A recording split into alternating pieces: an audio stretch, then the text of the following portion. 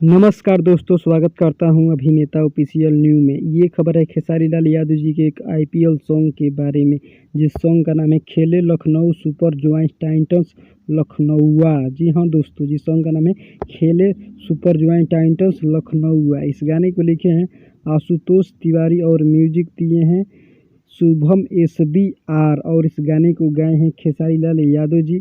और इसमें fate singer है शिल्पी राघवानी और नेहा सिंह और खुशी तान्या। जी हाँ दोस्तों, इस गाने में और इस गाने के रिलीज़ की बात किया जाए तो इस गाने को रिलीज किया जाएगा 22 अप्रैल सुबह 7 बजे। जी हाँ दोस्तों, 22 अप्रैल सुबह 7 बजे सारेगामा हम भोजपुरी यूट्यूब चैनल पर।